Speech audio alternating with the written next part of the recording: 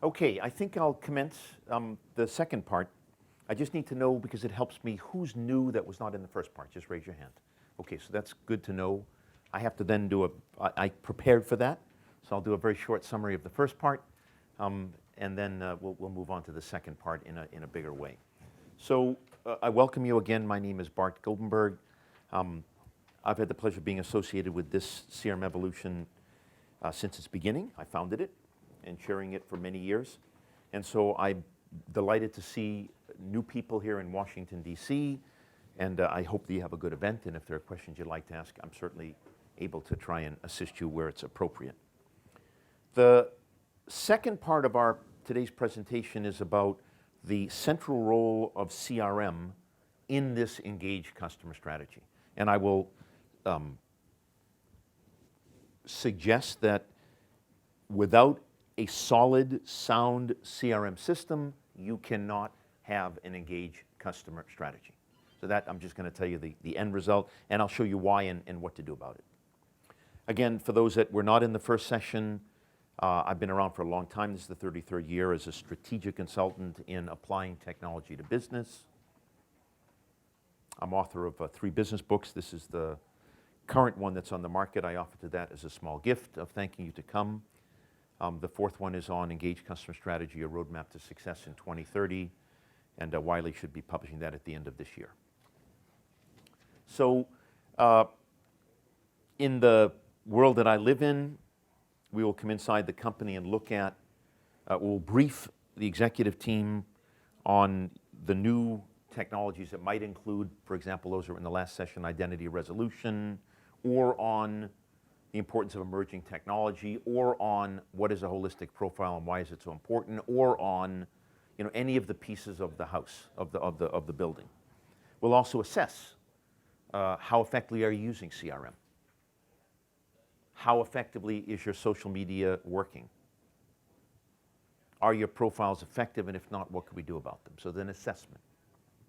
And then we actually create the strategy, so digital strategies or customer engagement strategies or customer experience strategies, but we help create those, and we typically look at a 3 to 5 year window going forward. And lastly, we're not owned by any technology companies, we don't represent any technology, so we'll choose what makes sense, but we will help you externally project manage and make sure that whatever initiative you're undertaking comes out right on the other side. And we've done that for lots of companies, and each one of them has a really unique story. We're very proud of this list, and they've done very well, and most of them are leaders in their industry, so we're very honored. Okay, and as I said, we're downstairs, or at least I'm downstairs and a couple of my guys, for the remainder of the show for the next 3 days, so if you have a story that you'd like to talk about, or, hey Bart, can we just have a coffee for an hour? I'm delighted to share whatever time you need. Just come on down and talk to us, and we'll set up separate time if you need separate time. Okay, so in the first part of the session, for those 3 or 4 that were not there, this is what I talked about. I talked about something called the digital deluge. I talked about the amount of devices growing from about 8 billion to 80 billion. I talked about, or 11 billion to 80 billion, and I talked about data growing from 8 zettabytes to 180 zettabytes. And what I meant by all of that is, it's not just that the devices are growing, it's the amount of data is growing. And as a businessman, more is not better. That's not how I look at it. Relevant is better. Okay? I don't really care what the masses think. I care about what my buyer thinks, Barton thinks. So it's just a bias of mine, and I've been pushing it for a lot of years. So in the digital deluge, 77% of the companies are trying to figure this out through a digital transformation. Was anybody in the Ginger Conlon session next door the last time? Okay, she's a dear friend of mine for years. She did a session on digital transformation. I had dinner with her last night. We were talking. I said, what are you going to talk about? She said, well, the most important thing I'm going to talk about, this doesn't happen overnight. Go slow and figure out what you really need to do. And I'm going to say the same thing here. We all will, as organizations, transform digitally over the next 5, 10, 15, 20 years. We have to. Otherwise, you join the Smithsonian Museum here in Washington. But how we get there and how quickly we get there and what makes sense and what to do first and how to chunk up the roadmap, that's unique to each organization.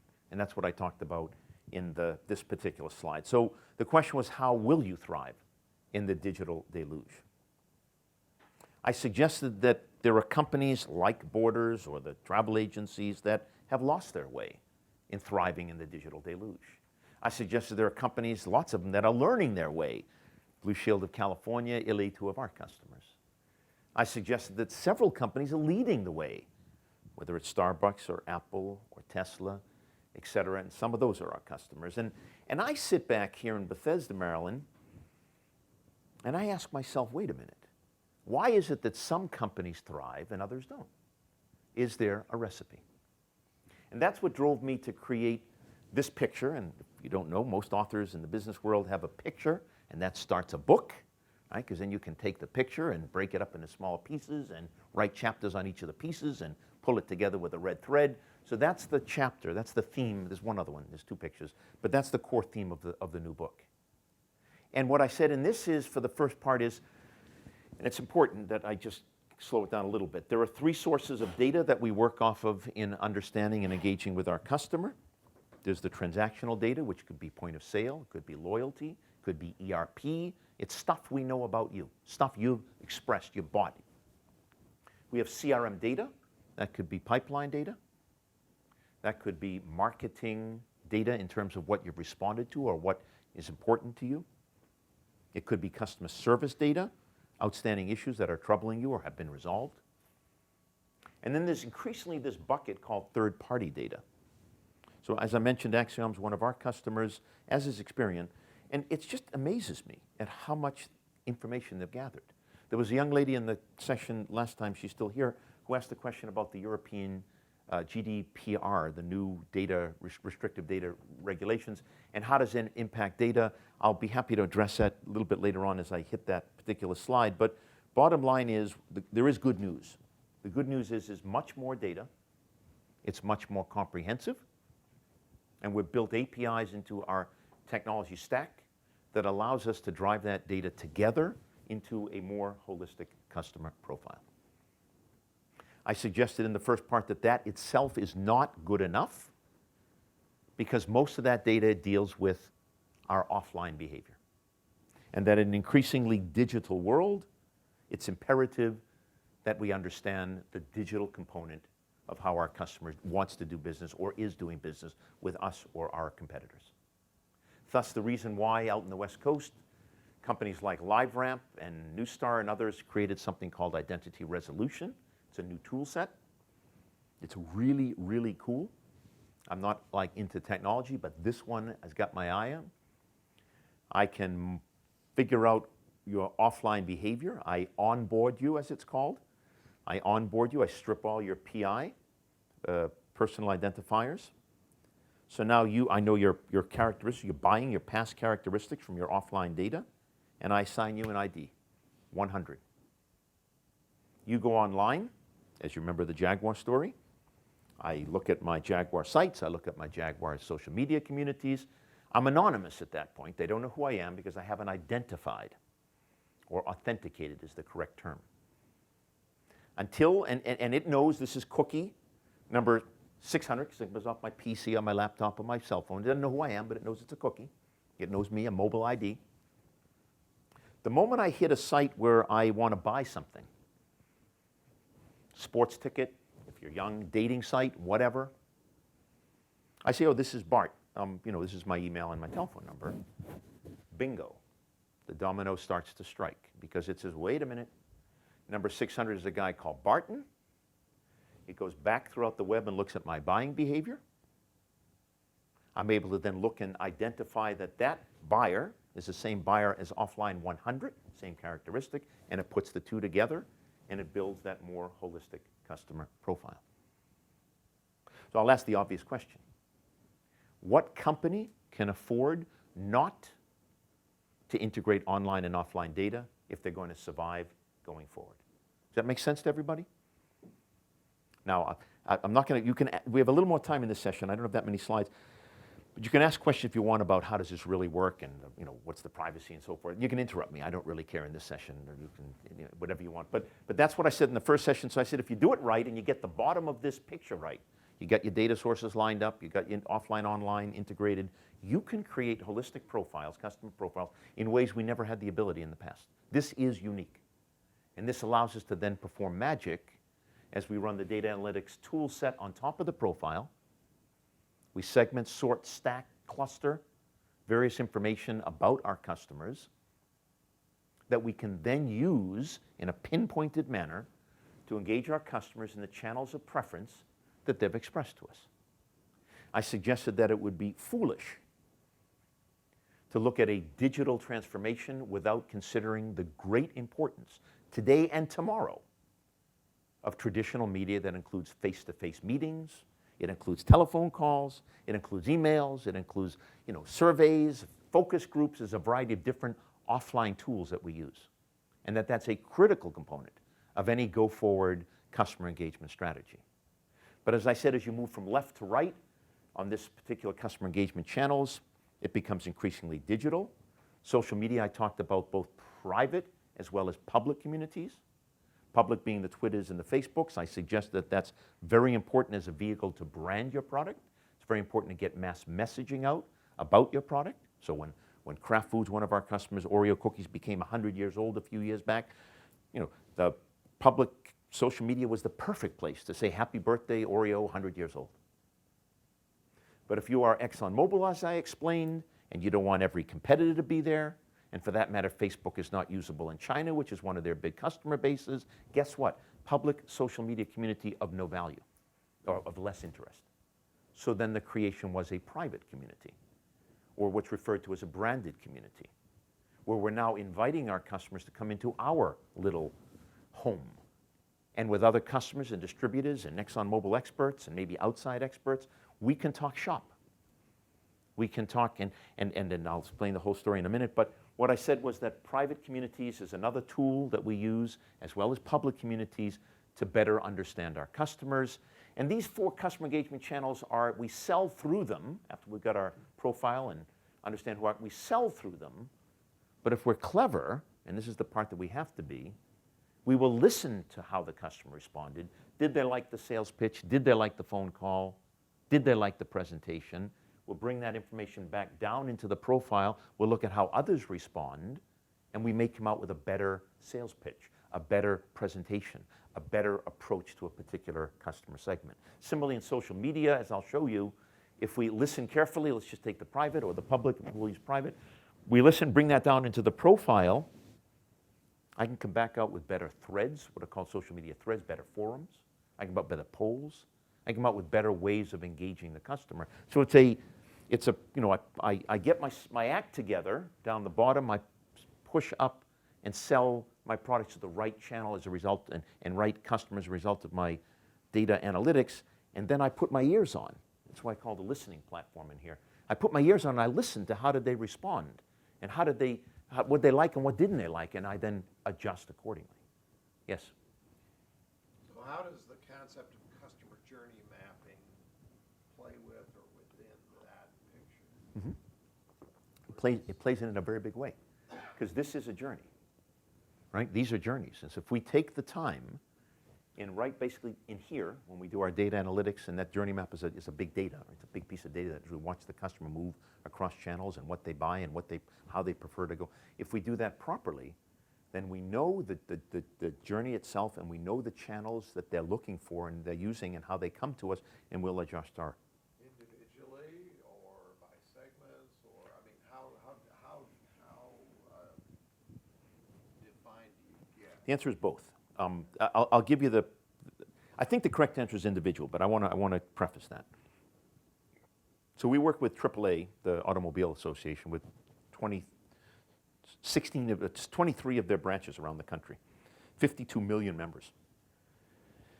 And by the way, how many of you are AAA members? Just raise your hand. Okay, and most of you bought it because of the emergency road service if you got stuck on the side of the road. Is that correct? And in fact, that's not their real core business. I mean, it's a core business, but it's not where they really want to be. They want to be in travel, and they want to be in insurance, and they want to be in financial services. That's what they're trying to do. So the question is, if you came in through the emergency road service route, what's the next best offer to make to you? And the answer is insurance. We know that just because we've done enough journey mapping. If you come in via the insurance route, what's the next best offer to make? It's not emergency road service, it's travel. Okay? So we just know how customers work within AAA. And in that case, we looked at clusters of customers coming into AAA across, about 30 million customers. And that's a nice to know.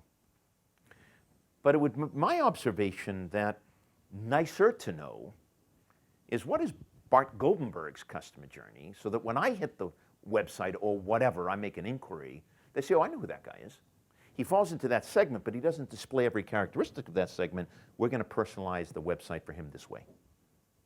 So I have no problem looking at the value of journey mapping for segments, but it's critical that we look at the individual impact of journey mapping. I'll give you another example. Marriott Corporation is one of our customers. We talk about a customer profile. Okay, this is this bit up in here. So we actually worked very carefully with Marriott in creating the profiles. I hope you enjoyed how much they do or don't know about you, but here's the bottom line. When Bart Goldenberg goes to Marriott, there's two Bart Goldenbergs. One is Bart Goldenberg, the business guy, and I like to stay at nice Marriott hotels when I'm traveling on business. So I'm either at a Renaissance or a Ritz-Carlton or a JW or a full-service Marriott, but one of those on that side of the equation. When Bart's traveling with my wife and kids, I have a very different profile. I might be skiing in Montana. I want a residence inn where I can cook the food and kids can do what they want to do. So I got two different profiles.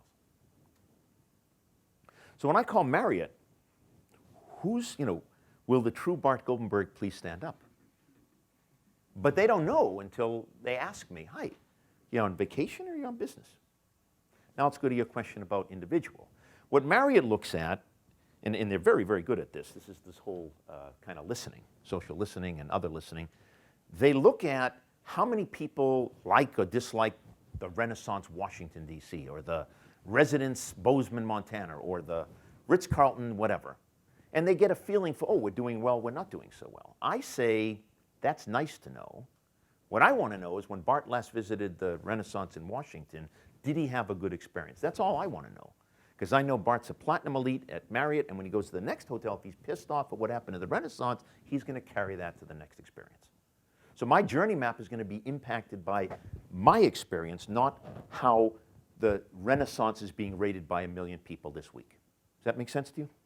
I hope that answers the question. Yes? Follow-up question.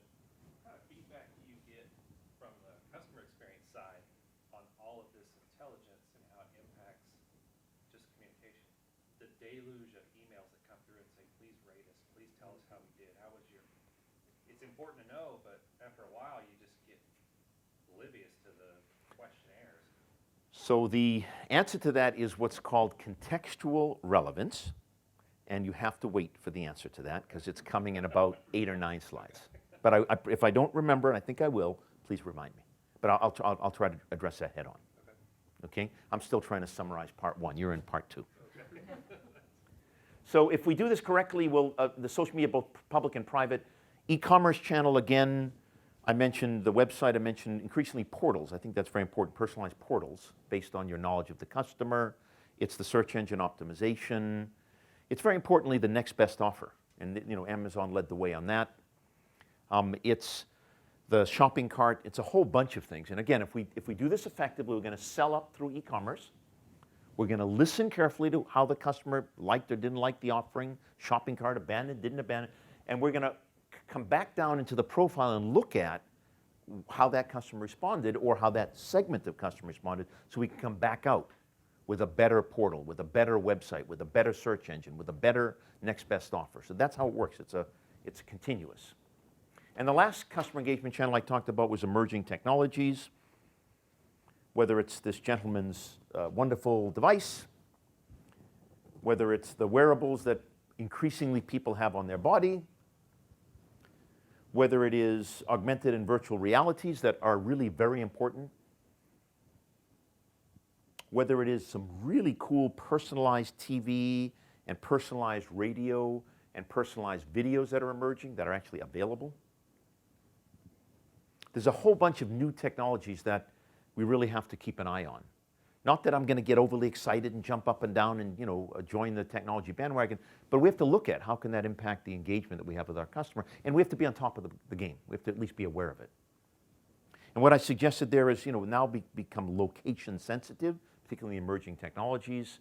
So we are able to gather, if we're doing it correctly, we're going to sell up to the various apps or whatever it may be, a virtual reality. We're going to look at how the customer's responding to it. We're going to take that data, feed it back down into the profile.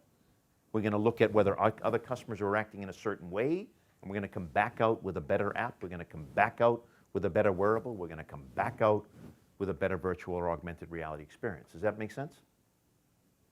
So what we have now is an ability to gather core data on and offline, create the profiles, run the data analytics on top of it, and sell up through foreign customer engagement channels, listen carefully, bring it back down, and come out with a better approach to selling and marketing customers. And it would be my humble observation, if you do that well, you will drive customer acquisition higher, you will drive better retention, you will drive increased growth. And that was the premise that I talked about. I said one other thing during the first part. These little red arrows are critically important. We refer to omnichannel or multi-channel strategy. Unfortunately, and somebody reinforced this during the first session, a lot of companies live in departments. This is the sales department. And these are sales guys headed up by a senior vice president of sales, and that's his shop and her shop. And this is headed up by the social media department. They look at social media, and they have their own data and so forth. This one is the e-commerce department. That's a separate department. It does its own thing. And the emerging technology is run by another department. And what we do is we get multiple data sets. They don't necessarily agree. We definitely are not allowing the customer to move across channels, so it not only is not seamless, but it's a bad customer experience. And we've all been there. We've all felt it. So what's critical is we create our longer term, and this is a 3 to 5 year engagement strategy. We have to look at not only the components, we have to look at how information gets shared across. And I gave at that time in the last session the ExxonMobil example. We have seamlessly integrated e-commerce and social media such that it doesn't make a difference where a customer starts in either of those two channels. They are invited to the Mobile SHC Club, which is a private community, and they are, we move them down the sales pipeline on the lead gen. And if they're in the club and they want information about ExxonMobil, we can move them seamlessly across to the website where they can see a distributor or get a proof of purchase or whatever is required. So there's an example of how you do this effectively over time. That was the second slide of the kind of second important slide. First one is, this is where we are. What are we going to do about it? This is a recipe I believe actually makes sense. And I just reminded everybody that magic doesn't happen overnight, that this is a people, process, technology challenge. The technology is absolutely positively there. It works just fine in most instances, but that's never the issue. It's all about the 80% of people and process. It's about understanding how your customer likes to engage with you, putting into place the processes that drive that experience and drive satisfaction. It's about teaching your people and ultimately your customers to make sure that they buy into the way you're wanting to do business with them or the way they want to do business with you, and getting their buy-in that this is a good company to do business with. Okay, any questions on the first session? It's very hard to take 45 minutes and do it in 5 minutes, but I just tried to do that. Is there any, did I confuse anybody? Was I consistent? Okay, so this is the messaging. So part 2. And this one's actually interesting. I rewrote it this year because I think CRM is very important. I really do. Think about for a minute this picture. And let's just assume that we didn't have a sound CRM system. Let's assume we didn't have a good data structure coming from the CRM system, where we really didn't have good sales pipeline information, and we didn't have really good customer service information or experience information. We didn't have marketing, automation, and campaign management, insight, and feedback. And just imagine that didn't exist. Well, we definitely couldn't build the profile, right? I mean, we wouldn't have the information to build the profile. Or we wouldn't have information to build a good profile. And if we didn't have the profile, we couldn't do any data analytics on it because we'd get false positives. And then we'd be choosing the wrong channels to sell our product with the wrong message, and we would fail.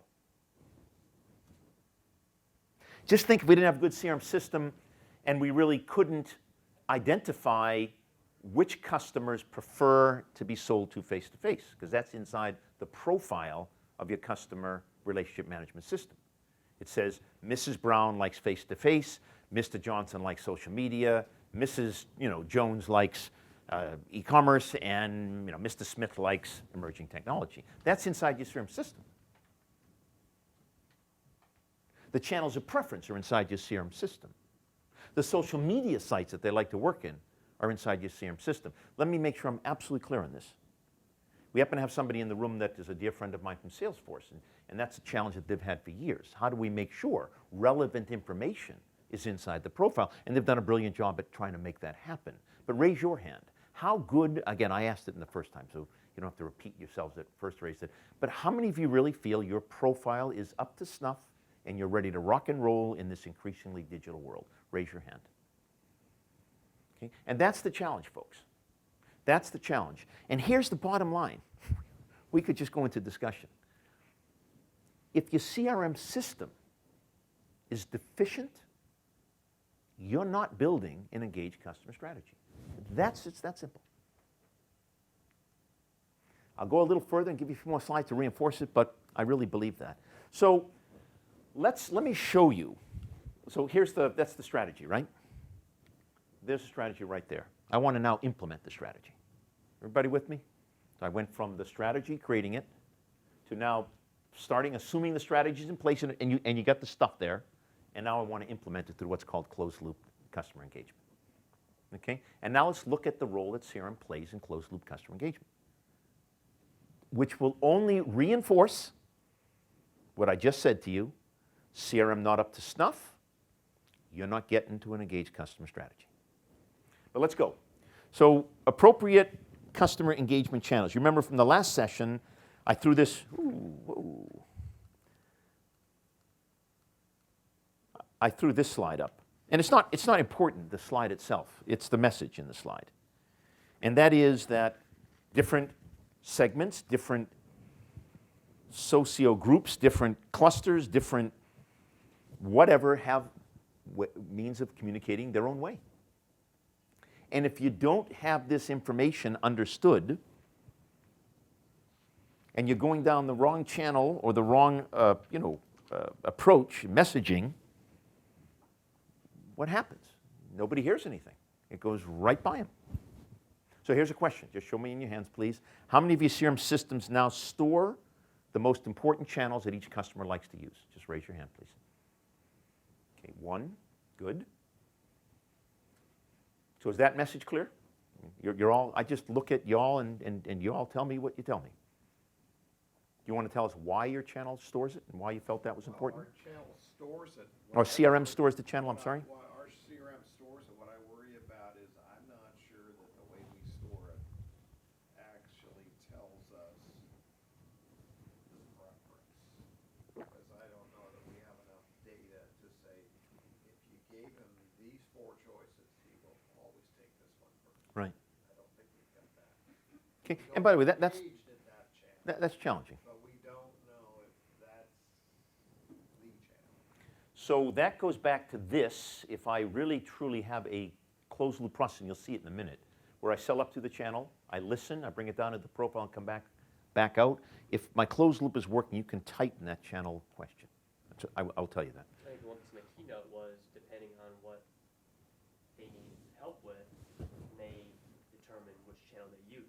Correct. It's more complicated. Even Generation Y, I guess, it's a 12% telephone ratio for them, but if they have a complex situation where they need help, they may actually use the phone. Correct. This is the idea of really again, it goes back to some real core concepts of understanding your customer.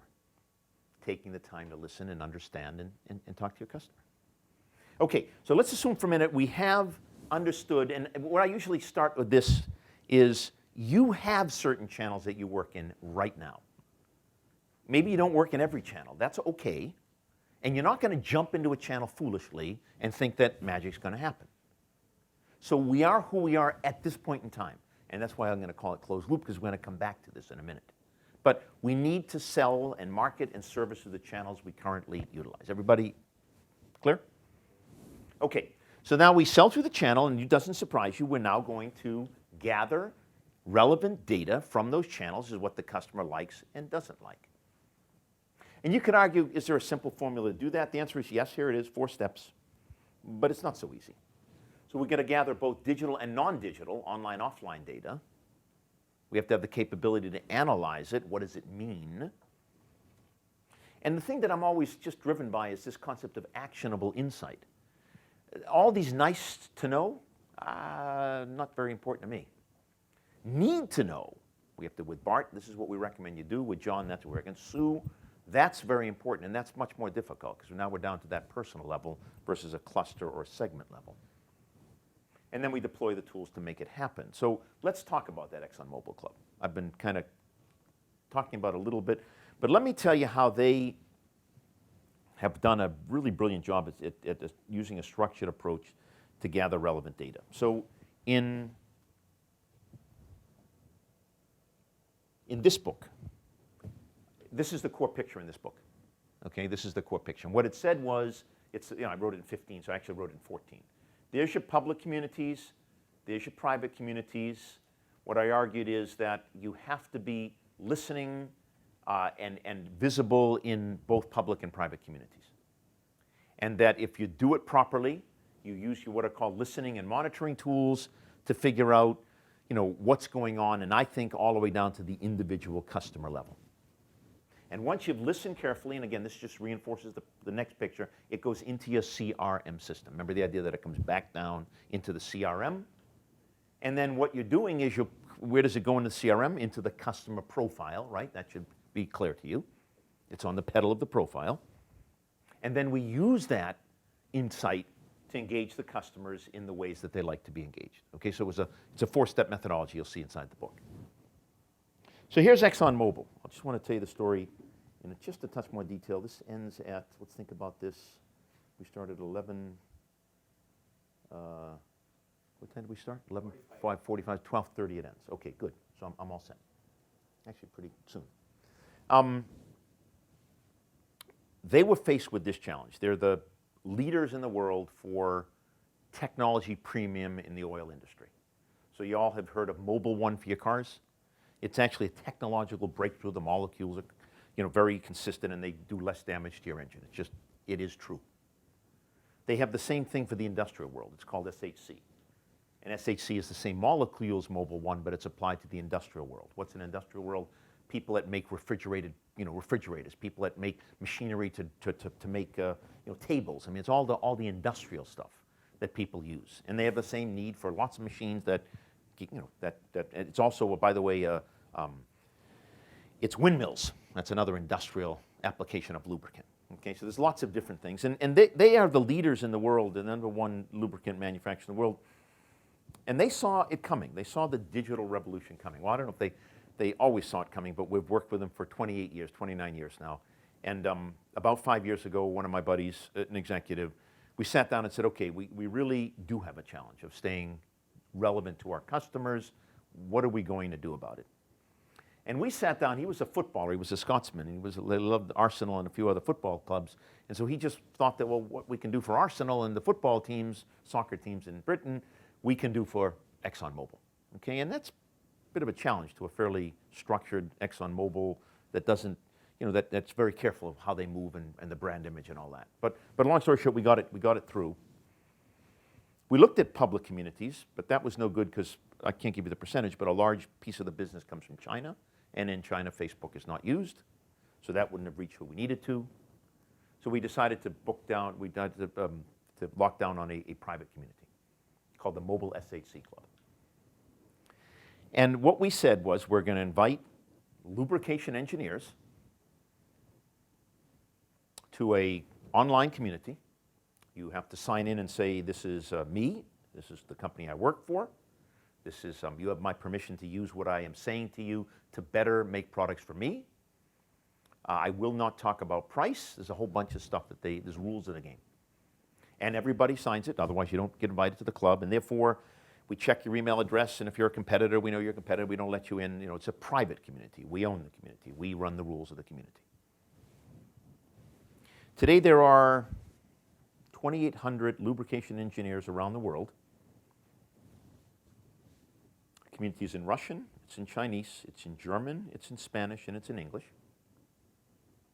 So that means if I have a problem with foaming of my machinery with the lubricant, and I'm in China, I can write in Chinese, I have a problem with foaming in my lubricant, and it arrives in the Russian guy's desk, and it's in Russian. It's automatically translated. And the Russian guy responds, and he types in his thinking, and it automatically goes to the German individual and arrives in German. And they type in their German response, and it goes to Spain or Mexico, and it arrives in Spanish. And eventually, the person types it in Spanish, it comes to the American in English. So we have a totally global, multilingual community going on. I can't give you all the figures. But by the way, the reason this picture's here is they take the data, the insight, through monitors. They monitor it, there's the monitoring. It goes right into the CRM, and then it goes out to the sales guy or gal the next day so they can call him and say, hi, I saw you on the community yesterday, you were talking about foaming. I saw there were 12 answers. I'd love to just pop by and talk about them. Okay, so we have directly linked, integrated the systems. But it's the impact of the community on ExxonMobil sales that has been most impressive. So from the distributor level, in excess of 50% increase in sales coming from distributors that are a member of the ExxonMobil Club. And this is the 5th year it's in place, so we weren't lucky as many case studies are written for the first 6 months and then it goes away. This is the 5th consecutive year. In fact, I just approved the global survey that's going out this week. So this will be the 6th year that we're doing it. On the customer side, because ExxonMobil sells 85% through distributors, 15% to customers, we have a lift of over 33%. I'll just leave the figure generic like that. So here's what we know. We know that properly done, if we have a structured approach to gathering relevant data and we continually use that for insight into improving the community in this case, or improving whatever the channel may be, we can drive acquisition, retention, and growth. We know that. So let's assume now we started on the channels that we have. We've got a structured approach to gather the data. Where does the data go? You know the answer from the first part. It goes in the profile. So let's talk about that profile. My note says to me, slow down. You could get all excited by Brian's keynote this morning. Oh, wow, customer experience, man, everything's going digital. We just have to follow Netflix and Facebook and just copy it, and then we could be a great digital company. Or you could get all, I don't know what you could get. You could get different perspectives that may or may not even be relevant to your company. But at the core of all of this is that profile. See, as I said, imagine your marketing and sales started with a full picture of the individual, what they really want and like. See, a lot of people kind of look at their customer like this. They're a little bit out of focus. But can I ask the obvious question, the rhetorical question? If we had a laser focus on our customer, would we be able to sell, market, and service better to them?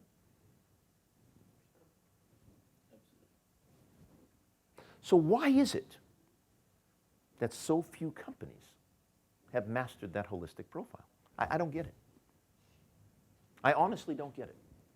This is Beneteau, another one of our customers. If you're a sailor or a motorboater, they again sell through distributors on the one side, and they sell directly to consumers on the other side. It's a B to B to C. And they have a similar type of thing. Again, I kept it generic. It's not important, the actual pedals, but it's the same concept. 12 to 18 months to build the profile. Most companies have, 80, 90% of the profile information somewhere in the company. Notebooks, Excel spreadsheets, Post-its, people leaving the company, knowledge bases, whatever, or can definitely get what they need. But for whatever reason, I still haven't quite figured it out. I mean, I actually do have some pretty good ideas. They've not yet mastered that profile. And I would just humbly submit, if you don't have the profile, you can't run a data analytics against it.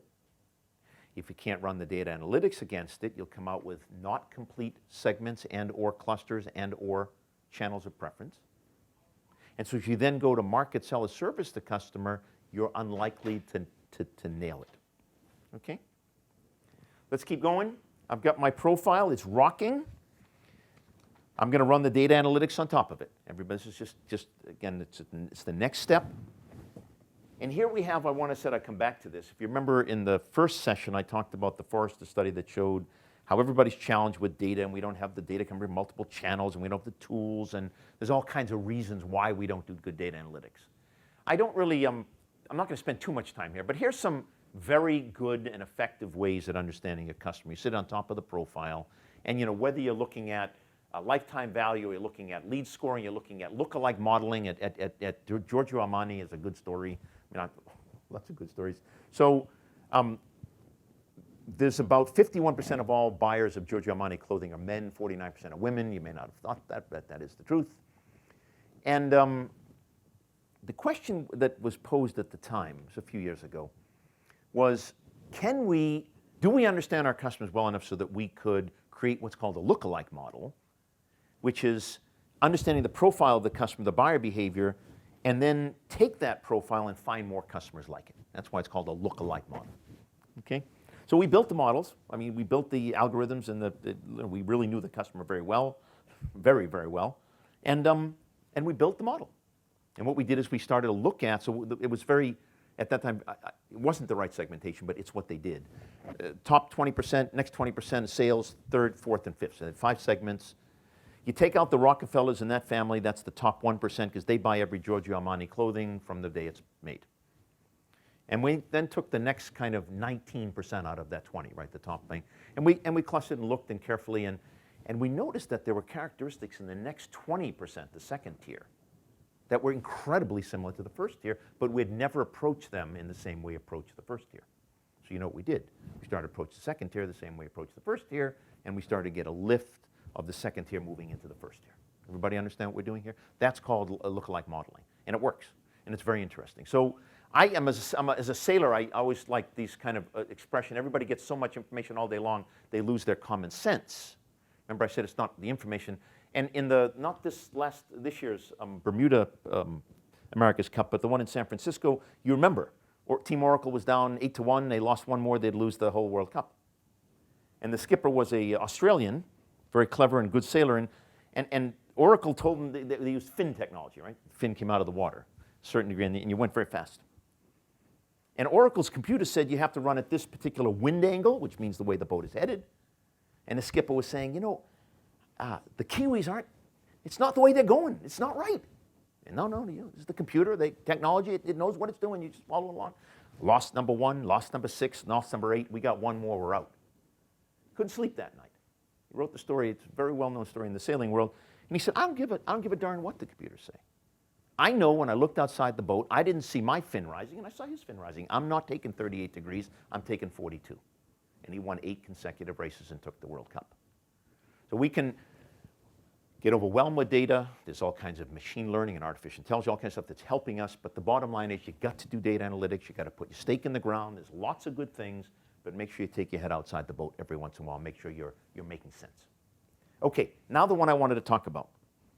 So we've got the channels we're working with. We've gathered the data. We've put it in the profile. We've made the analytics. We're ready to rock and roll. Now back to your question. So how do I make sure that I'm passing the right message to the right person, to the right channel, and listen carefully, in their buyer window? In their buyer window, because if their buyer window is not open and I'm passing a message, they're not going to act on it. They're not going to hear it. So this is this concept of contextual relevance.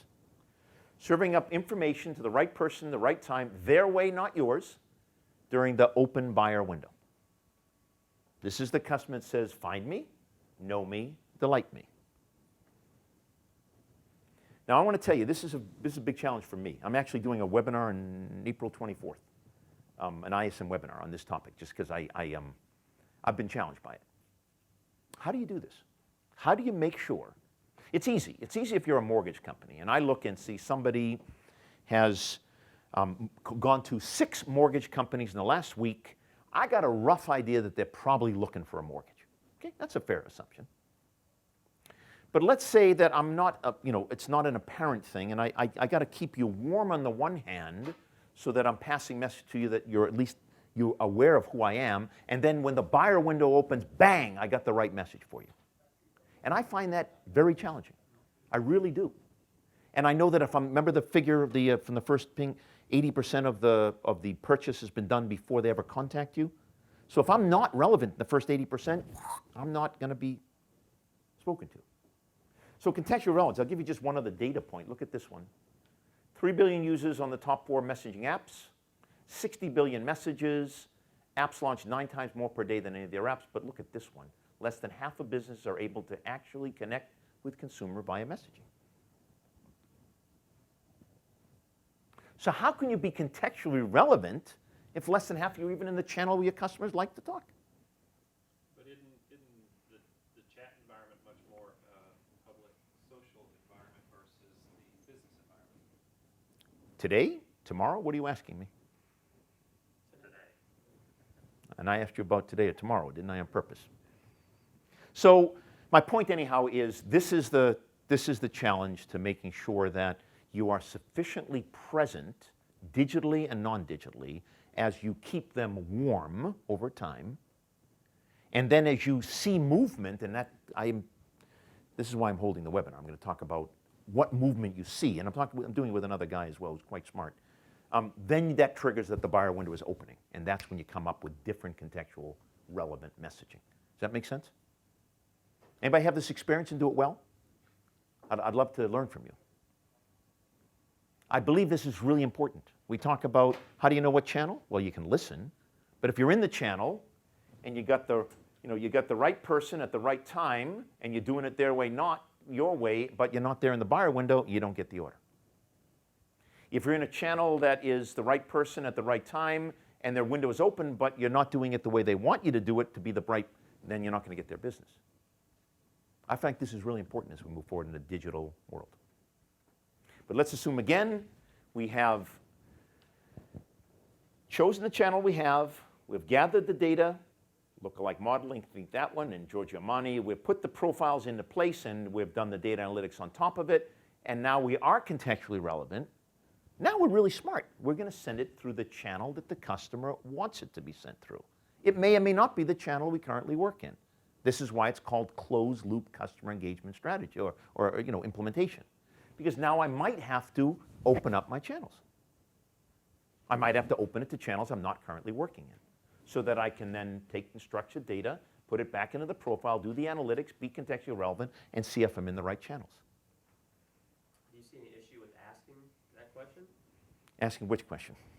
You know, the first time engaging with a customer, right, let's say you get them on the phone for the first time, right, and that is not the preferred approach to communicate with you, asking them. Oh, absolutely. I think it's great. You know, we have taken away the let's talk. But the challenge with that is that until they engage in those channels, they really don't know what the experience is. And so they could tell you, well, I like to do everything online. That depends on the online experience.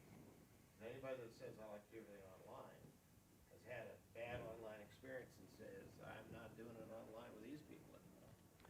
Remember the concept of, that's why it's called closed loop. I sell into a channel, I listen carefully, bring it down into the profile, and come out with a better approach to the customer. So, to answer to at least address your question, listening is an ongoing process.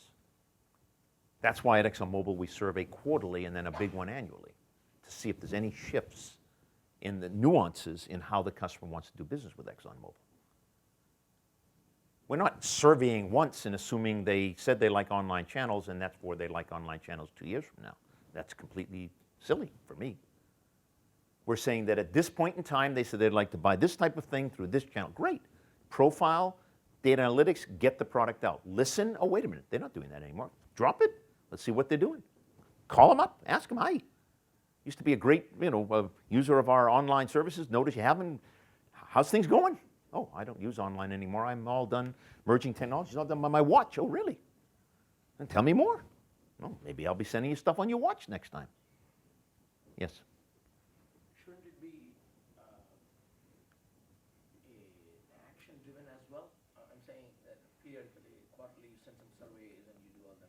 And let's say that I have been engaged very much on phone, and recently have done 3 transactions online, then that shouldn't that trigger a workflow? for you Absolutely, to absolutely, automate? Yeah. absolutely. By the way, I want to make sure if I was misunderstood, you don't do this quarterly either. Yeah. The beauty of the engaged customer strategy is these things are in real time. I'm getting data every single time you interact with me on the website, on the social media community, using my app. And somebody is paying attention to that. Well, in the best-in-class companies, they do. I'm going to close because I think we're supposed to close. Is that right? 12:30 is this supposed to end? Yeah. Okay, so let me close with a couple of observations. By the way, just want to remind you, this is right, this is good, I think it's okay. Don't forget that this doesn't happen. You don't just slap in a technology and magic happens in this one either, okay? But let me make some quick observations. So I think, and I've already alluded to this, a solid CRM system is at the core of every component inside the engaged customer strategy. And I'm sorry to say this, folks, but if you haven't got your CRM right, you're not getting to where you need to go. I'd also suggest that it's at the core of each step of the closed-loop customer engagement implementation process. That's this one.